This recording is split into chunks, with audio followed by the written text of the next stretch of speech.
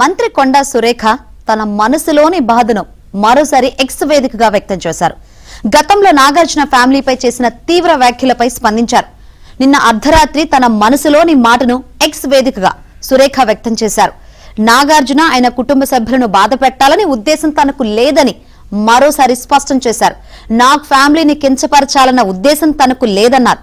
వారు బాధపడి ఉంటే తాను చింతిస్తున్నానని, దాన్ని ఉపసంహరించుకుంటున్నానని ట్వీట్లో పేర్కొన్నారు.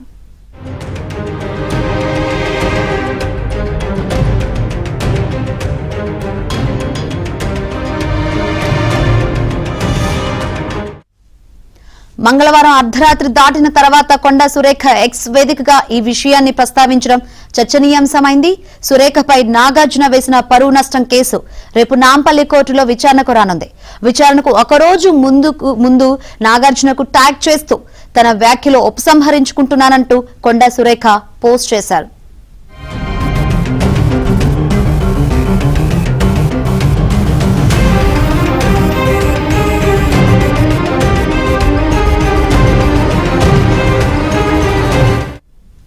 మంత్రి కొండా సురేఖ ట్వీట్ సంబంధించి మరిన్ని వివరాలు అందించేందుకు మా ప్రతినిధి ప్రవీణ్ సిద్ధంగా ఉన్నారు. ఎస్ ప్రవీణ్.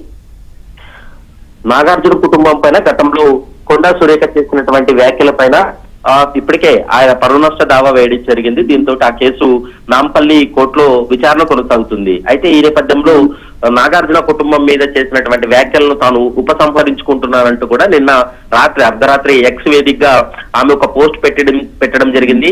ఆయన మనోభావాలను దెబ్బతీయాలనేటువంటి ఉద్దేశం తనకు లేదని, ఆయన కుటుంబ సభ్యులను నొప్పించాలన్న, అపకీర్తి కలిగించాలన్న ఉద్దేశం తనకు ఎప్పటికీ లేదనేటువంటి అంశాన్ని ఆమె పోస్ట్ ద్వారా తెలియజేసింది.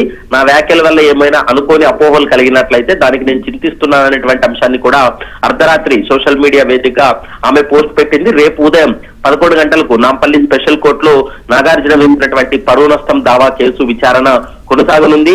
మరోవైపు ఇప్పటికే అందరి స్టేట్మెంట్ కూడా రికార్డ్ చేసినటువంటి పరిస్థితి కూడా కనపడుతుంది. విచారణకు ఒక్కరోజు ముందు నాగార్జున ట్యాగ్ చేస్తూ కొండా సురేఖ పెట్టినటువంటి సంబంధించి అయితే మాత్రం ఇప్పుడు సోషల్ మీడియాలో వైరల్ గా మారింది.